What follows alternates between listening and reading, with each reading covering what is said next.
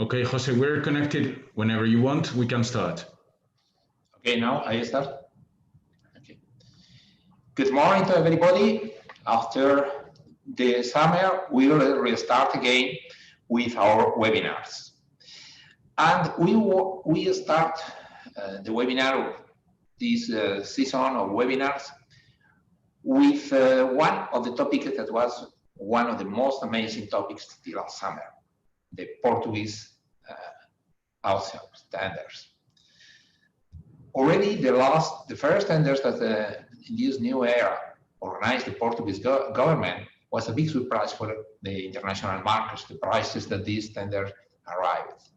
But this first surprise was nothing in comparison with the surprise of the last summer.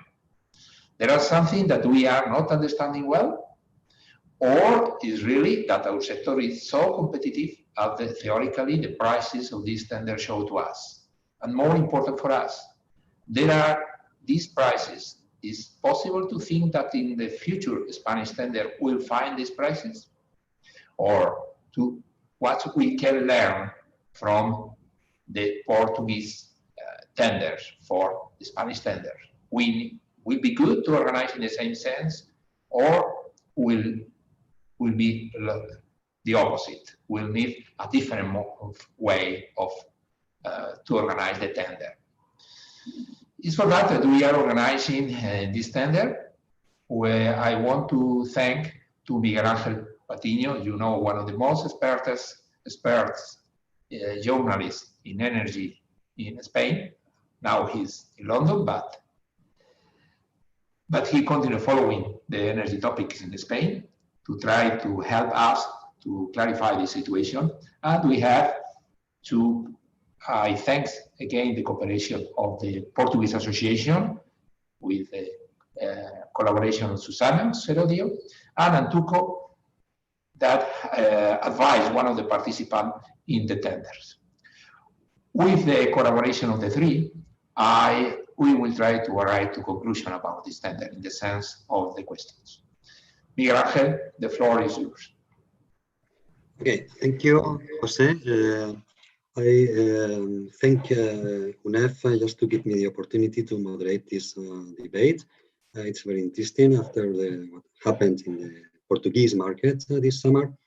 And well, we have two professionals, very high-level professionals, just to explain to us what has happened there in the Portuguese market, just to have a look here in Spain.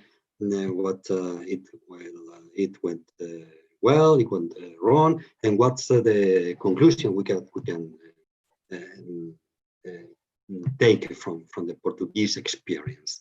The thing is that we are going to, I mean, Susana and Valentín, Susana Serôdio and Valentín Albinet are going to, they have like 25, 15 or 20 minutes each to speak. They can intervene all alone, or just 1 minute one and the other.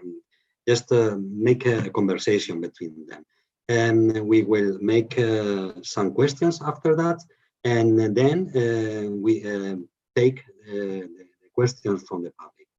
So. Let me introduce a little bit Susana and Valentín. Susana is an expert in environmental engineering and master in engineering and technology management. And he represents APREN strategy vision of official entities, national and international association and stakeholders.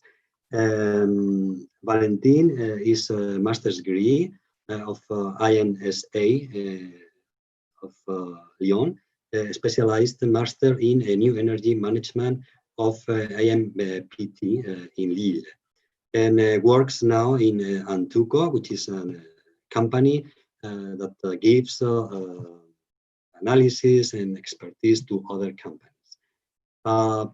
I don't know if one of you want to be the first, but I mean, just let's start with Susana, if you don't mind, Valentín, and then you. Okay, so whenever you want, it's up to you. Hi, everyone. First of all, thank you so much, Une, for inviting me again to speak with you about the auctions and the results and what is happening in Portugal. I have a couple of slides that I will present to you. Valentín, feel free to intervene and ask questions whenever you want, or any other of the participants here. So I will start. I will try to keep on time. And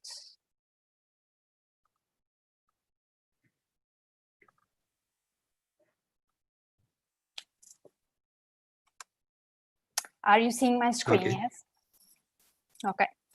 So just very quick about APREN. We are the Portuguese Renewable Association. We represent all technologies in Portugal, not only solar, but also wind, biomass, hydro. We represent mainly producers of renewable electricity and companies that have an interest to promote the sector. So, and then we support, encourage, collaborate directly with policymakers, advocating and trying to remove barriers to boost the sector in Portugal. We represent at this point around 19% of the capacity installed in Portugal, so it's a huge significance. So looking a little bit at what is the solar market in Portugal and not renewable solar, I think it is important to understand also what happened or what is happening. So when solar starting to get competitive and to develop, Portugal basically entering the economic crisis. And as you know, the crisis was very aggressive in Portugal. We have to be intervened by the International Monetary Fund.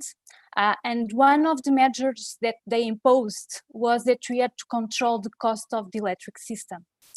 And with this, in 2012, it came out a decree law that basically stopped all the feed-in tariffs and suspended all tenders also.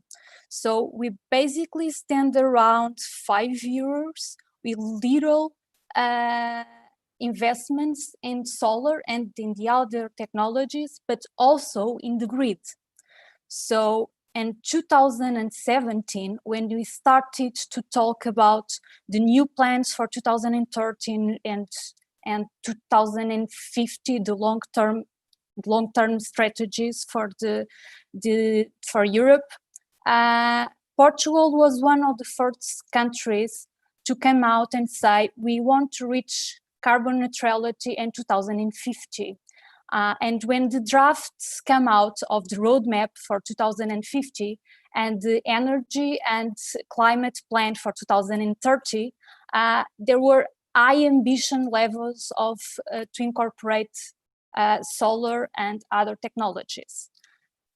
So basically, this is the view until 2050. There is a high ambition. We already announced also the shutdown of the power plants of coal.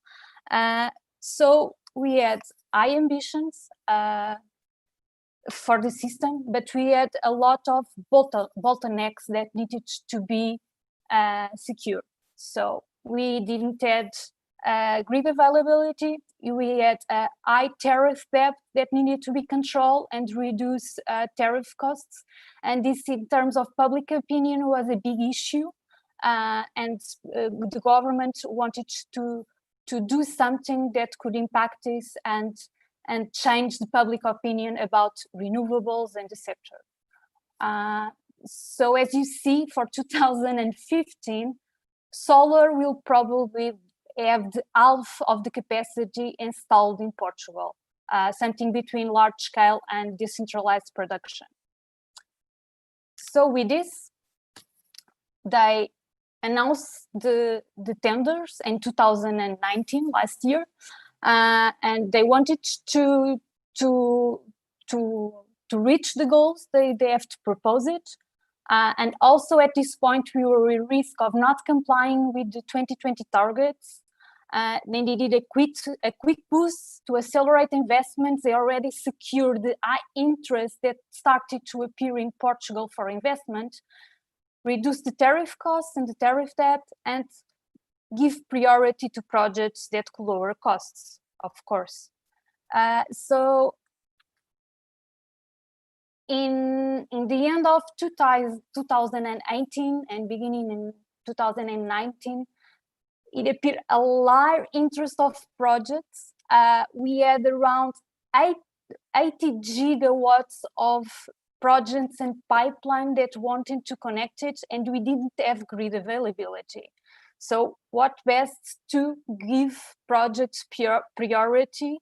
It was an auction that needed to be competitive and bring costs down. So the results of the 19 solar auction were already very aggressive. They were oversubscribed with 10 gigawatts above the capacity that was available to be awarded. That was 1.5 gigawatts. They presented two remuneration models that are very similar for the models of the 2020 auction. And mainly the results were this. We got a record tariff in the world of 14 euros for a fixed tariff. And we get a positive effect for the system for the 15 years of around 600,000 euros. So this was very impressive. No one was probably expecting these results at this time. And there was a big discussion around this. How can this is possible? Are these projects viable or not economically? And this was of much discussion. This was the conclusions that what the potential reasons to get these prices. And first of all, strategic behavior, of course. They wanted to get in the market, get knowledge, secure market share. And we need to understand that this is a very important thing, that an injection point in Portugal, when you get the title of the reserve, it doesn't have an expiration date. So you are securing a connection point for an undetermined time. Then there were a lot of projects in pipeline, so probably there were projects with sunk costs. Then as the injection point doesn't have an expiration date, probably you are looking not at 15 years for the business plans, but you are looking at for longer terms. And then, of course, speculative bids, and we believe a few were speculative bids and did have all the knowledge of the market. And finally, of course, new financial options that are not only project financing. They are looking at other firms to finance their projects. So with this, we had concerns. We did a lot of policy advocacy, and we did a lot of meetings with the government, trying to show them our views on the auctions and what we think was important to change. But at the same time, this was a big success for the government. So there was not really something that would move them to change anything about the designs. So we alert for the fact that price-only projects could not guarantee some sustainability criteria, quality standards, the participation of smaller and medium companies. Also, in the last procedure, permitting periods were very short, and this was almost impossible in knowing the reality of what is a permitting process in Portugal. And then, of course, after the auction, there were a few months later, some information that some developers were already trying to negotiate and sell projects. And also there was some doubts about guarantees in the region and taxing levies that the projects were subject to. So entering the 2020 auction, what changed between the 2019 and 2020? And basically it's very similar. The big news was that you had a new modality that was the fixed premium flexibility for projects that could install PV plus storage. And also they enlarged the period for the permittings. Then everything was the same. There was less capacity being awarded, 700 megawatts for 12 lots. And with this, going a little bit into what are the modalities, the first one is a simple CFD, and you offer discounts to a reference tariff, and then if the wholesale price goes above, you have to return this cash, and if the price goes below your tariff, you will receive this difference. Then there is the fixed compensation to the system that basically you have to pay a yearly compensation in euros per megawatt, that if you convert it in this like a discount to the wholesale market, it is something like this, and you have to return money you receive from the wholesale from the market, and then you have to compensate the system with a value during the 15 years. And the new model, the fixed premium for flexibility, that was based in the fact that you will receive a premium for being available to respond to the system, but if the wholesale price goes above and what they call the activation price for CCGT, you had to return 90% of this value to the system. But basically what happened, and if you, first of all, before going to some results, we need to understand what are the rights and duties from the participants. And to know that they are exempt for much of the tax and levies that exist in Portugal. They have access to the GOs, to guarantees of origin. They can participate in auxiliary systems. Of course, this is mainly for the third model. They are responsible for the imbalancements, for the payment to grid injection charges, and they can be subject to curtailment.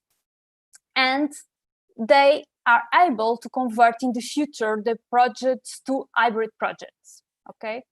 And of course, the reserve capacity title doesn't have an expiration date, okay?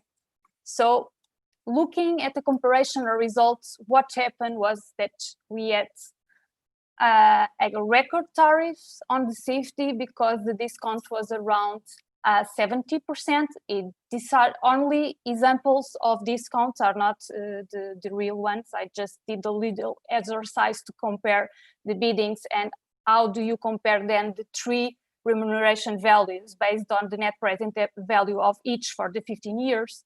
And then for the fixed compensation, you had to offer a compensation to the system that started in a bid of 100 euros per megawatt, and at least the fixed premium that you started with a reference premium and will offer discounts. And basically what happened is you had discounts above 100% that reach more than 2000%. And if you are saying that you are offering a discount that of more than 100%, you are saying that you pay a premium to the system and not receive one, okay? That's the big thing, and that's how you get so higher low values when you announce the auctions, okay? But this is not tariffs, this is money that you are giving to the system, and you are operating in market, in receiving for the market, okay? So these were the results. Only one lot went to the CFD, fixed compensation. The average discount to the market, if you convert the fixed compensation, was around 37 euros. And for the fixed premium for flexibility was around 13 euros per megawatt hour.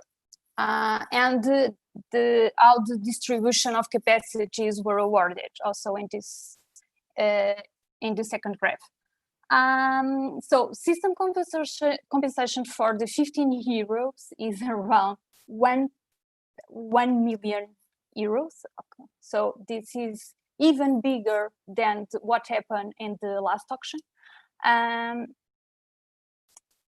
basically, and to conclude, what are our thoughts about what happened and how is possible to get so lower bids?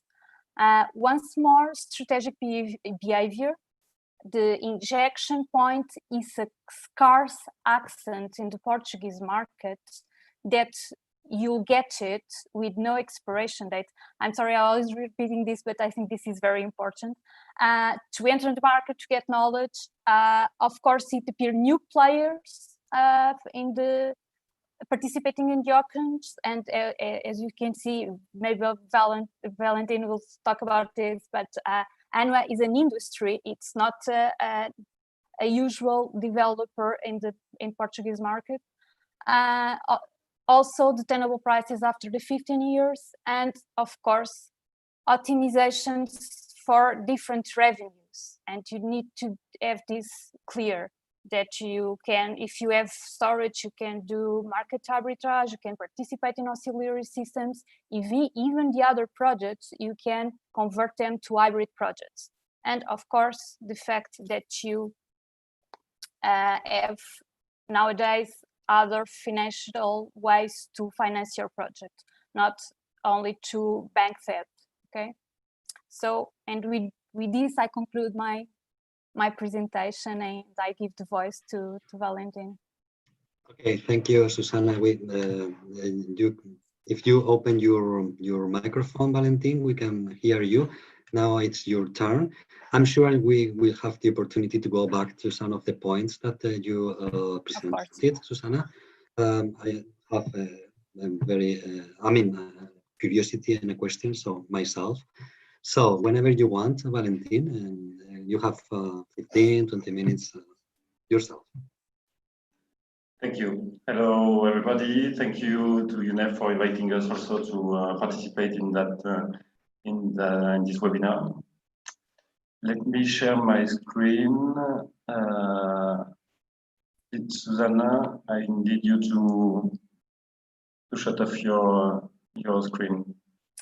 Yeah, I'm trying, but this is with a very small window now, and I don't know why I can't. Sorry, I'm having some trouble here to enlarge the window of Zoom. I don't know why.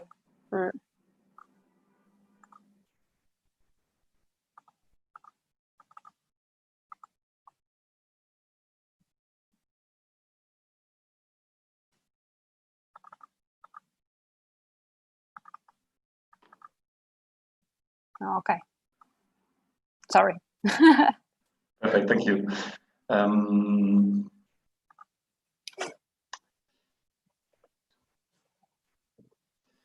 Here, do you see my screen? Yeah. Perfect. So on my side, I will present you quickly our analysis on these results and have a quick talk about how we could see that in Spain, having a look mostly on the numbers, on the prices, on the market point of view. Just to introduce us, in Portugal, we are a specialist in market analysis, focused on energy trading for renewable plants. We started in Chile 7 years ago, and we are an international small consultancy firm specialized on energy trading for renewables.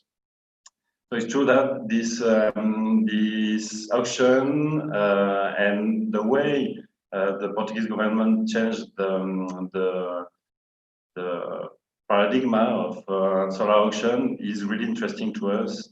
From my opinion, it's really interesting to see that now the winner is the one which is willing to pay more and not the one which is willing to receive less. And this is really an interesting point. Just to talk a bit more about the results and put some numbers and some charts on that. As we already see with Susana, 70% of the auction have been awarded to solar with storage projects. Give me 1 second. I would like to use the.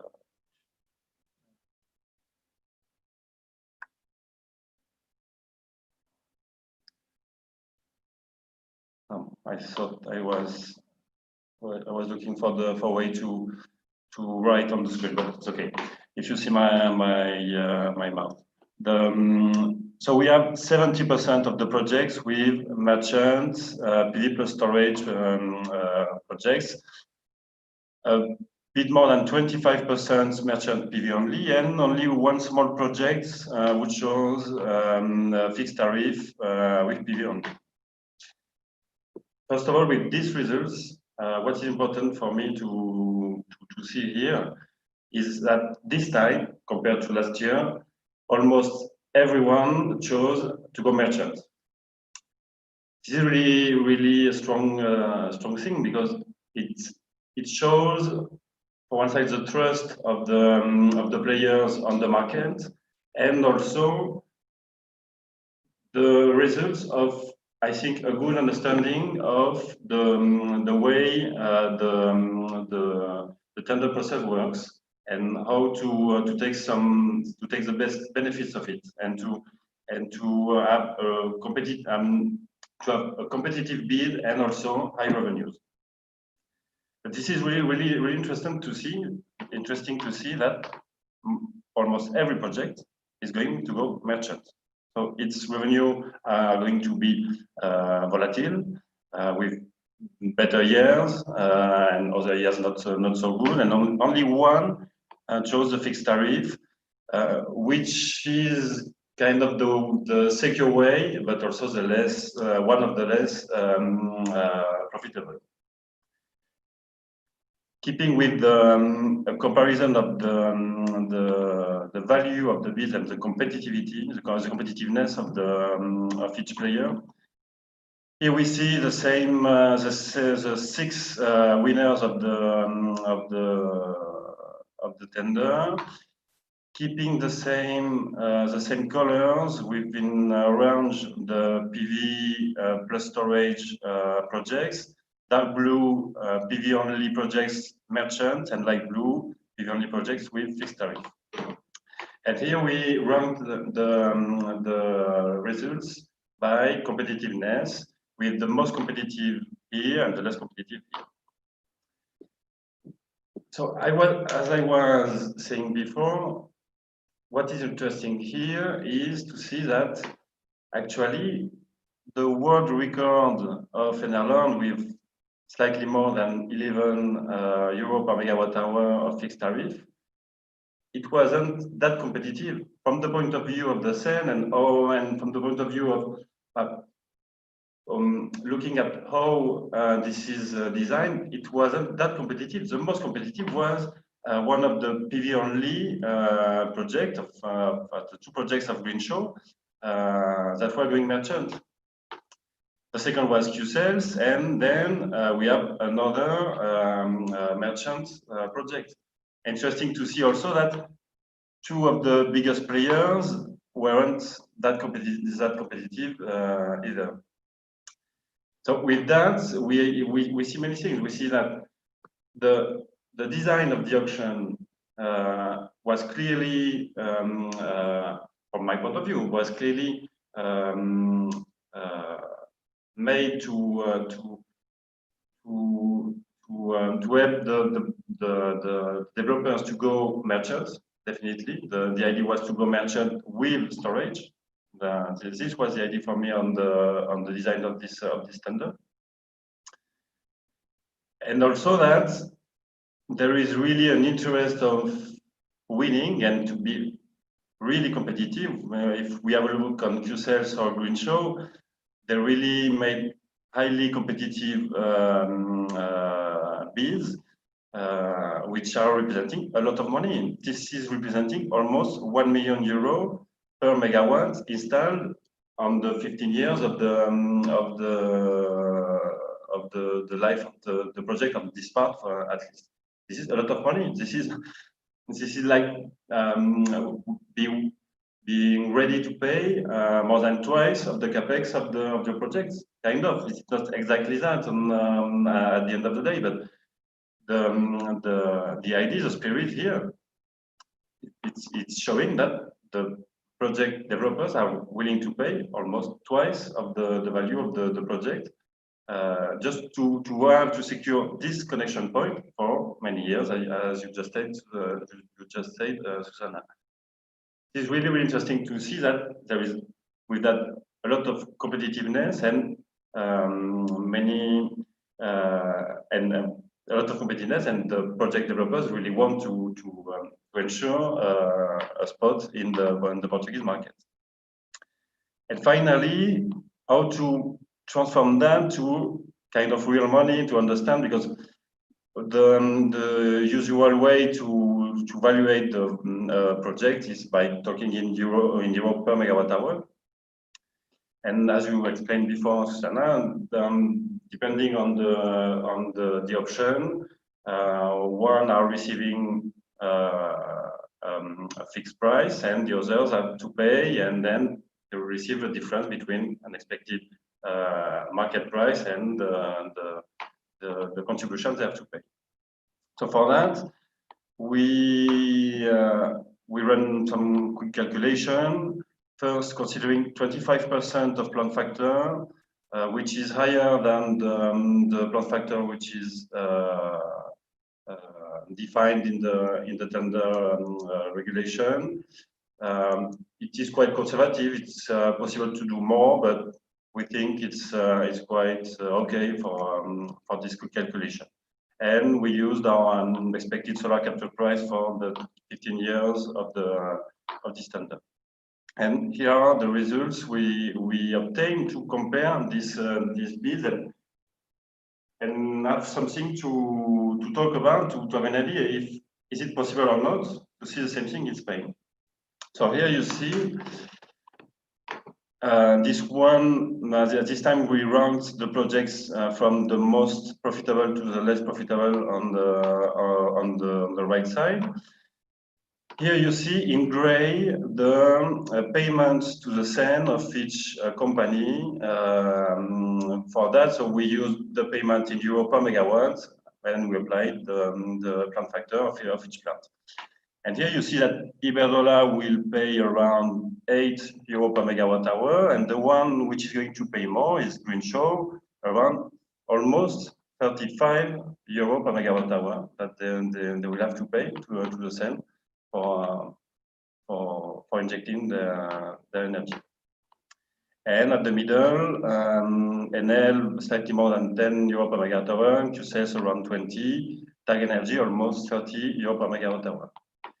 Here in dark blue, you see the 15 years average revenue on the wholesale market in one of our case. Here in light blue, some extra income from storage, from ancillary services, from load shifting, from most of the things that they will be able to do with the storage. And then here, the equivalent revenue they may obtain from each option. So here we see that definitely storage plus PV, PV plus storage options are definitely most profitable. Of course, it depends on wholesale price and on the use of your storage. If one of the players is not using its storage on the best way he can do, he won't win this amount of money. So here there is a lot of risk, but there is potentially much more revenues than with any other option. After that, you have the fixed tariff. There is no risk, no volatility. You already know what you're going to have. and after that, the PV-only cases, where the contribution is so high that if you have a relatively low wholesale price and not so high plant factor, your net revenue may be extremely low and may be critical. In that case, here we have revenue around €2 per megawatt hour, which is extremely conservative. But it shows that it's really important to understand well the tender, and in that case, definitely they had to go merchant with storage. This is what we see here, and also to be conservative when you are doing your bid. My point here is that I think in Spain we can see this kind of prices with more than €10, around €20 per megawatt hour. If there is something that worth it, that was to win for that, and in the case of Portugal, you have the connection point, which is really hard to have. This is not the case in Spain, but in Spain there are also other difficulties. But this was really the value of this auction, to win these connection points, and for that they are willing to receive only €11 per megawatt hour. But also in these cases, if the cost of solar modules and storage keep decreasing, these projects are going to be really profitable. Definitely, they can be profitable. They can make relatively good money if capex is decreasing enough. And for these two cases, I have my doubts on that, and definitely on these cases, the profitability of projects will be from year 16 onwards, when they will stop to pay the contribution. This is definitely what we see. And it's that for Spain, I think this is possible. On the number side, we can talk on the regulatory side and how it works for the connection point, because it's definitely different. But regarding the revenue, yes, it's possible, because we have to remember here and to remind that the market price in Portugal is almost the same than in Spain. So if these companies are willing to go merchant in Portugal, they're willing to go merchant in Spain. If they do it in Portugal, they can do it in Spain. But it's true that this shows us that there is a really strong competitiveness, and players are willing to pay a huge amount of money to ensure a connection point. In Spain, I've heard that it's true that there is a lot of speculation on the connection points, and some developers are selling kind of the connection point, not to this amount of money, but also it may be also quite expensive. Not that money, but it's also quite expensive. So finally, I think in Spain we can have this kind of result, because solar energy is nowadays the cheapest way to produce energy. So we will have really low prices. But if we want a price that low, we have to define the product that was it, and that was this low revenue for project developers. So this was the things I wanted to talk about. I think this was good introduction for all the questions we received, and I hope we can answer the rest of the questions. Thank you. Okay, thank you, Valentín. Jose, I don't know if you have any questions or there's any questions from the public, but I would like to make a question myself. You have both spoken about perspectives and on a lot of data. You have given us a lot of data and so on.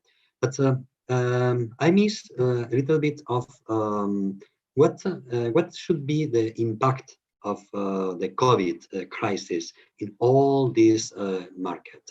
I mean, all the scenarios you have explained, I don't see anything about the huge impact in everything that the COVID is having. not only negative, but also positive. I mean, renewables market, I think it's moving or is accelerating its boom thanks to COVID. How do you see this? How do you see this pandemic thing? I mean, Susana, Valentín, whoever. I can start. First of all, if we look in the speech of the European Commission and what they are imposing for the recovery plans of the member states, I think it's 1/3 of the funds for the recovery plans need to go to green economy. So with this, you think, okay, this is going to continue to play a huge deal in the future. Green economy is going to be a boost to recover from this crisis, and so we don't see why this could affect the auctions in these terms. Also, maybe in here, Valentín can give a little bit more insight than me. Of course, this is already having impact on demand, and you have impact on demand, you will have impact on future prices, and we don't know when effectively the demand will reach the same levels that was last year. It's going to be 1 year, 2 years, 3 years. These projects are only to start in 2045, so maybe they will not be impacted by this change on demand. But of course, it depends on the assumptions that you use for the price forecasts. So. Okay, exactly. This is part is actually my expertise field. So it's true that COVID is already having a strong impact regarding demand in Europe and mostly in Iberian Peninsula. We are close to the demand we had before the health crisis, but it's true that it may never recover as it was before. This for one side only, because if you take into account that we will have some electrical vehicles, but also distributed self-consumption, many things, this is going to change a lot. So it's really a hard question, but to explain and to take it to this standard. This standard will start, the COD is for 2024, and it shows that by 2024, the effect of the COVID will be diluted, will have been already digested by the market. So it will have an impact because it's having an impact already today, and the impact of the COVID may belong many years and decades, but it's true that by 2024 it won't have so strong impact actually. Miguel, I will add our point of view to your question about what is the impact of the COVID in the sector. If we speak about utility scale projects, in the short term, we only perceive some delays in the permitting process. But all the projects that are in construction process will continue or will be connected, maybe not will be connected this year, but will be connected the next year. The most interesting effect that we can see in the utility scale projects is what happened in the months in March of April in the electricity market. For me, these 2 months was that we can call in English regulatory sandbox, one experiment, because in 2 months our markets arrived to have more or less as an average of between the 60–70% of percentage of renewable energy in the electricity market, and the price of the market down very dramatically. And it was interesting for me, much less dramatically that the forecast of prices that we see in this forecast that Valentín showed us about the Portuguese prices. Then, if you go merchant, you must take in consideration that this situation that we suffer in Spain for 2 years will enjoy for many years with this marginality system. When we will have every day the 60–70% of both or more in the market from renewable energy. With then we have a big uncertainty about how the merchant, but we see that the market still have confidence in go to merchant. That is very, very interesting. Another interest another repercussion of the COVID is after these prices, the PPR market changed. Before COVID, the PPR market in Spain, the prices were still about 38–40 euros per megawatt. Now, nobody wanted to sign PPAs at these prices. The perception that the prices PPA, that the electricity price will be very much more down of these prices is very high. Then the off-taker changed his mind. They wanted prices, low prices, and more important, less year. They are ready to sign contract with less years, not more contracts with 10–15 years. Before, because there is this uncertainty that maybe in 3–4 years the prices will be dramatically reduced, and they do a bad business if they sign long-term prices, long-term contracts, and that put at risk the PPA market in Spain. For self-consumption, the situation is fully different. Is for self-consumption in the small and medium enterprises and service sector, the situation is bad because the sector are in bad situation. A small and medium enterprise now need to focus his financial possibilities in his core business. And restaurant, hotel, we know in which situation they are more concerned to survive than to afford new investment. But paradoxically, there are a big growing in the domestic sector. The people save money with the COVID. They couldn't have too expensive holidays. They don't go to the restaurants. They remain at home. They save money and have more time to think in the project.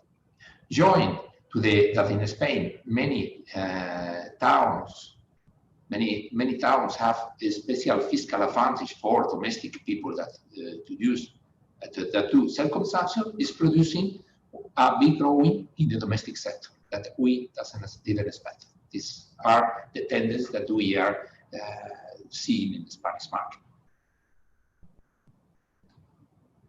I don't know, there is no question from the public. You can continue if you have questions, but I don't know if the public know that they can be send his questions by the system. Yeah, well, actually, we have a question from the public. It says like this. Thank you. It's regarding the Spanish Royal Decree Law 23/2020, and it says like this: how do you assess the changes in the auction regime? What consequences could have for companies in the sector at the national level? Thank you. Just again, Susana, Valentín, just to follow the original order, okay? And Jose, of course, too. So I'm not aware of the changes of the decree law in Spain. I'm sorry. Perhaps Jose Donoso give us a general vision of because it's just a Spanish legislation, a very concrete Spanish legislation. So please, Jose, if you want, just a couple of minutes just to explain roughly how it works. I think it's not so easy, and I think how Susana says it's not Portuguese market, it's a Spanish market, it's fully different. And I think it's an interesting point because in Spain it's not an issue to have a connection point. In Portugal it is. Then in practical terms, the people that go to the tender, thinking go to merchant, buy the connection point. That did not happen in Spanish tenders. You don't need to go auction to buy the connection point. And then for me, it will be difficult to believe that one tender design and the same science that the Portuguese one will be successful in Spain, but because there is no real term. You are going to merchant in Spain, have no sense to a tender. You can go directly. And in relation to the question, how the relationship in the new system of connection and the tender, the main practical consequence will be less competence, because many projects will not be. It's too early because we don't know what will be the condition, how will be designed the tenders. But if they take in consideration the possibility that don't allow the people to participate in the tenders without to have the connection points, to be more sure that this project will be really constructed, that the result will be less competence. Less people will have the possibility to participate in the tenders in the short term. From my side, I also see another something which I see a bit dangerous, and I wanted to talk about that also before about the Portuguese auction, because last year in Portugal we had around 1 gigawatt of solar project with fixed tariff. This year 10 mega, and in Spain they've been talking about going back to fixed tariff or kind of, and this may be really dangerous for the market, because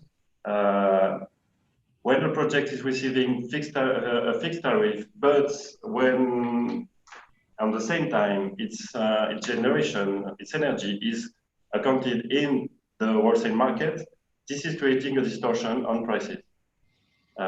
We are already seeing it in Germany, in the rest of Europe. Every time there is a lot of solar and wind generation, the price collapse, because a huge amount, a relevant amount of energy has not any concern on the wholesale price. Kind of, I'm making it easier. It's not exactly like that, but just to make it a bit more easy to understand. And the risk here, if we have a lot of energy on a fixed tariff modality for the market, it may be really dangerous, but because it can create a lot of market distortions.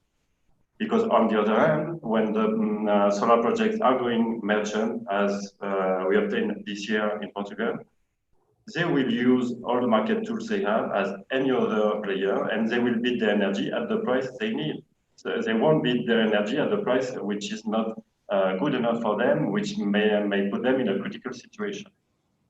And for me, from my point of view, this is the worst thing I've heard about what is under discussion right now, is this risk of going back to a kind of fixed tariff. It's going to be a low tariff, that's clear, but this may give some strong distortions on the market.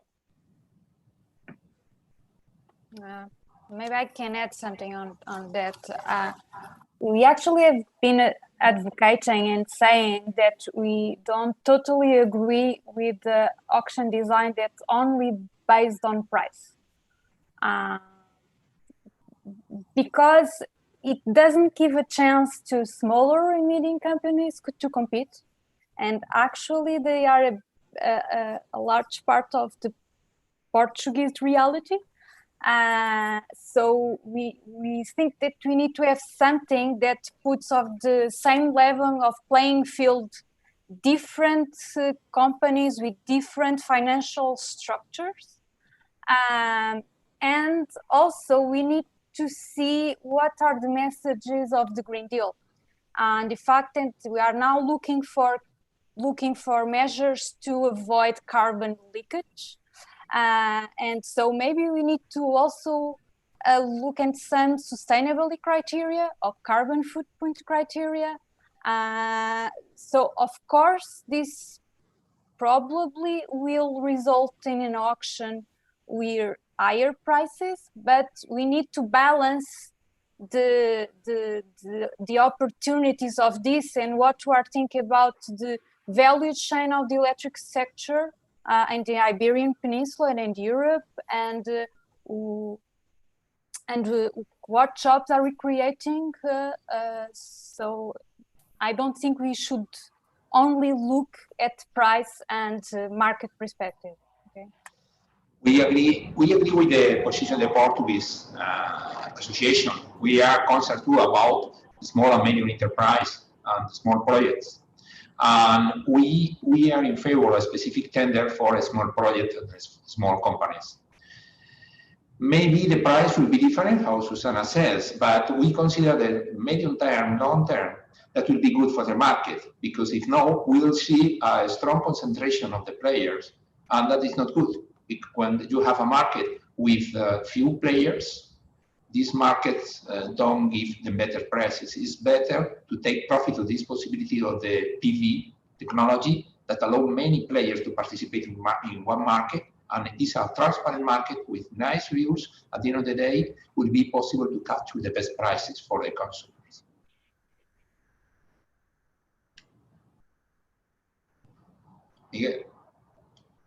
Miguel,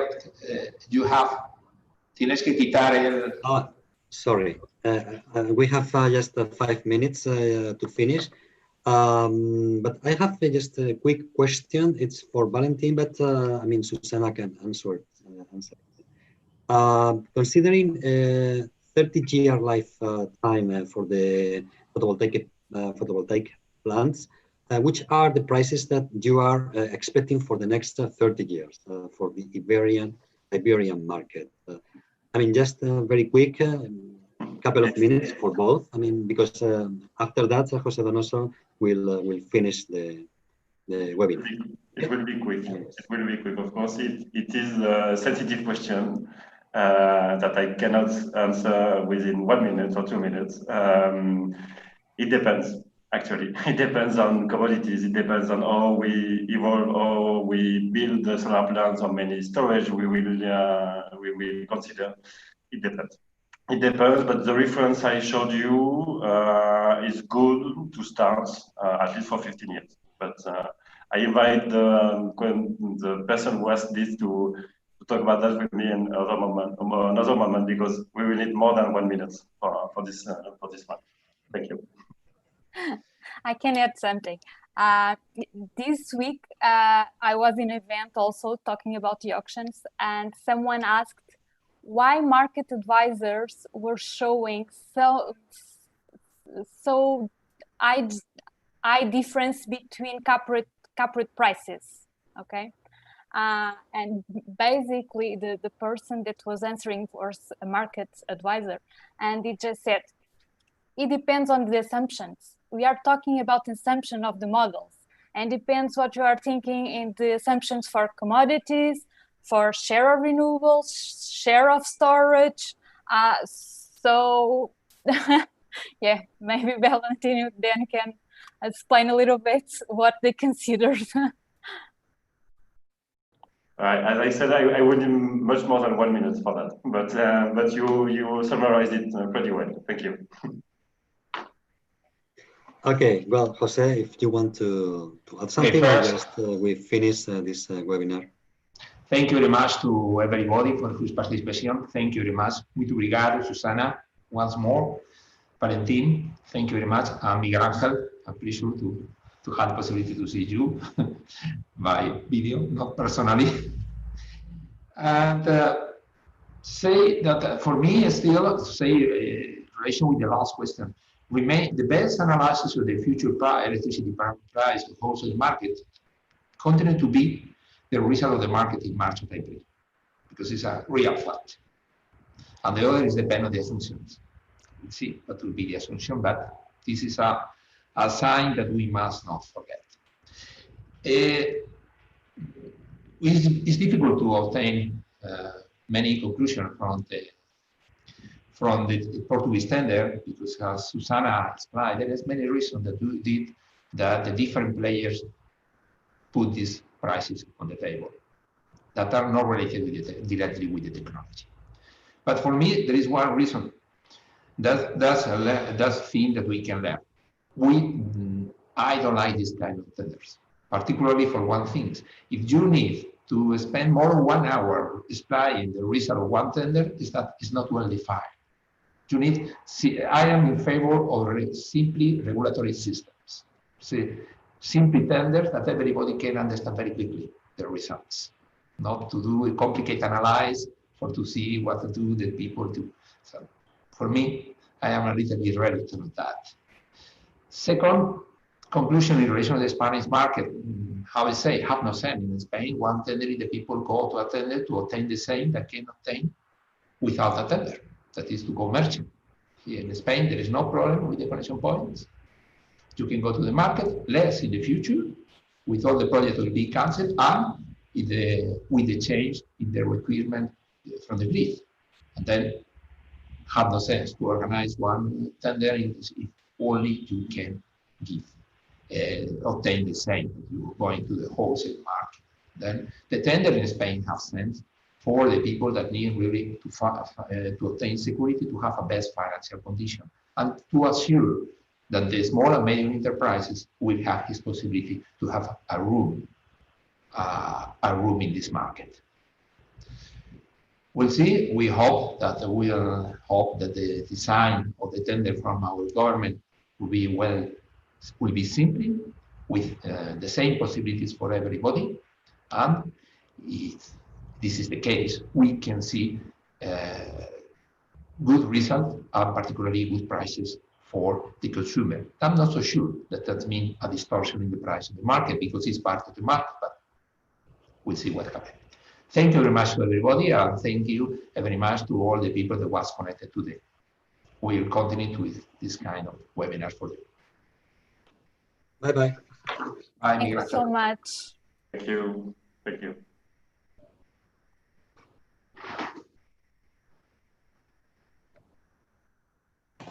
Thanks everyone for everything. Have a nice weekend. Muito obrigado, Susana. Obrigada eu pelo convite. Espero que nos podamos ver pronto. Sim, em outubro vai estar na nossa conferência. Acredito que sim, se me deixam sair de Madrid. Sair de Madrid, mas estarei. Será um prazer estar com vocês